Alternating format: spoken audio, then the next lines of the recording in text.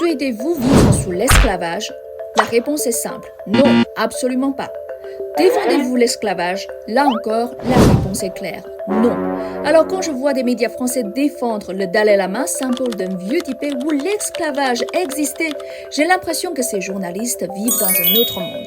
Un monde selon eux. Un monde qu'ils s'imaginent, mais qui ne correspond pas à la réalité des locaux. Pourquoi parler du Dalai Lama? Parce que ces derniers jours, plusieurs médias français s'agitent pour ses 90 ans. Le Figaro, par exemple, a publié plusieurs reportages sur des sujets déjà maintes fois abordés. La réincarnation, la culture tibétaine, etc. Un récit figé, dramatisé, déconnecté de la réalité du Xizang aujourd'hui. Oui, car les Chinois appellent cette région le Xizang, pas le Tibet. Nous sommes au 21e siècle, apprenons un peu le chinois. Je dis qu'ils sont déconnectés parce qu'ils suivent aveuglément le Dalai Lama alors que ce vieil homme n'a pas posé le pied sur sa terre natale depuis plus de 60 ans. Il présente une région qu'il ne connaît plus, qu'il n'a pas vu évoluer. Moi, je l'ai vu.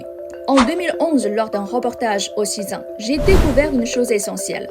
Même parmi les Tibétains, la compréhension n'est pas toujours évidente, car il n'y a pas un seul Tibétain, mais plusieurs dialectes. Luzang, le Kang, l'Ando, 3 groupes linguistiques, 3 mondes oraux.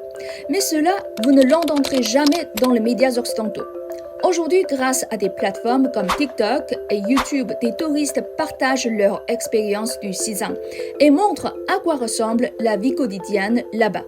Les habitants du Xizang vivent comme vous et moi. Ils ont le droit de vivre dans ce nouveau monde et non dans un ancien système de maîtres et des serfs, comme le confirment ces internautes sous les articles du Figaro.